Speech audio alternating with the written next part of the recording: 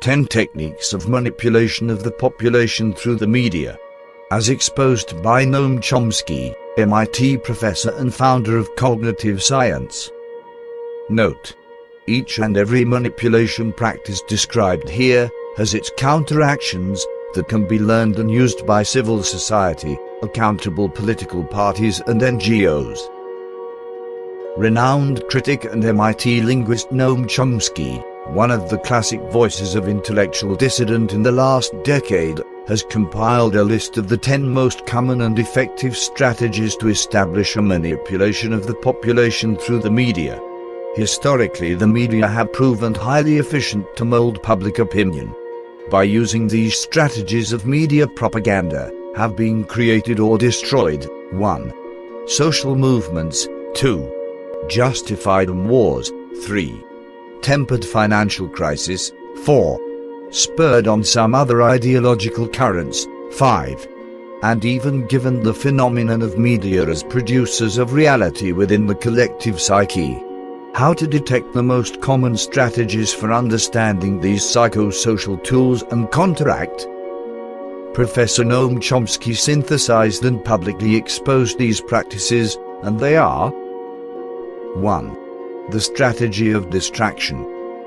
The primary element of social control is the strategy of distraction, which is to divert public attention from important issues and changes determined by the political and economic elites, by the technique of flood or flooding continuous distractions and insignificant information.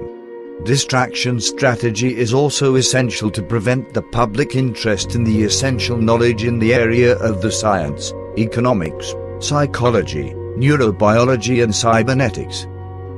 2. Create problems, then offer solutions. This method is also called problem, reaction, solution. It creates a problem, a situation referred to as some reaction in the audience, so this is the principle of the steps that you want to accept. For example, let it unfold and intensify urban crisis, catastrophic events, or arrange for bloody attacks in order that the public is the applicant's security laws and policies to the detriment of freedom. Or, create an economic crisis to accept as unnecessary the retreat of social rights and the dismantling of public services. 3. The gradual strategy. Acceptance to an unacceptable degree, just apply it gradually, dropper, for consecutive years. That is how the radically new socio-economic conditions were imposed during the 1980s and 1990s. The minimal state, privatization, precariousness, flexibility, massive unemployment, wages, and do not guarantee a decent income, so many changes that have brought about a revolution if they had been applied once. 4. The strategy of deferring. Another way to accept an unpopular decision is to present it as painful and necessary, gaining public acceptance at the time for future application. It is easier to accept that a future sacrifice of immediate slaughter. First, because the effort is not used immediately. Then, because the public, masses, is always the tendency to expect naively that everything will be better tomorrow and that the sacrifice required may be avoided. This gives the public more time to get used to the idea of change and accept it with resignation when the time comes. 5. Go to the public as a little child. Most of the advertising to the general public uses speech, argument, people and particularly children's logic, often closed to the weakness, as if the viewer were a little child or a mentally deficient. The harder one tries to deceive the viewer, the more it tends to adopt a tone infantilizing. Why? If one goes to a person as if she had the age of 12 years or less, then, because of suggestion, she tends with a certain probability that a response or reaction also devoid of a critical sense as a person 12 years or younger. 6. Use the emotional side more than the reflection. Making use of the emotional aspect is a classic technique for causing a short circuit on rational analysis, and finally to the critical sense of the individual. Furthermore, the use of emotional register to open the door to the unconscious for implantation of ideas, desires, fears and anxieties, compulsions, or induce behaviors. 7. Keep the public in ignorance and mediocrity, making the public incapable of understanding the technologies and methods used to control and enslavement.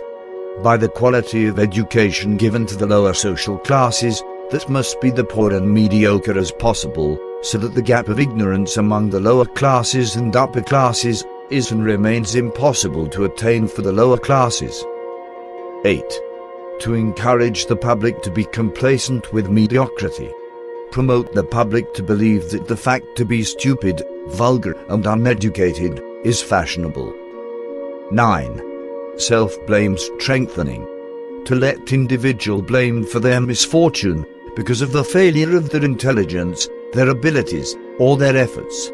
So, instead of rebelling against the economic system, the individual autods validates and feels guilt, which creates a depression, whose effect is to inhibit its action. And, without action, there is no social change. 10. Getting to know the individuals better than they know themselves. Over the past 50 years, advances of accelerated science has generated a growing gap between public knowledge and those owned and operated by dominant elites. Thanks to biology, neurobiology, and applied psychology, that system has enjoyed a sophisticated understanding of human beings, both physically and psychologically. The system has gotten better acquainted with the common man more than he knows himself. This means that, in most cases, the system exerts greater control and great power over individuals, greater than that of individuals about themselves. Note: each and every manipulation practice described here has its counteractions that can be learned and used by civil society, accountable political parties, and NGOs.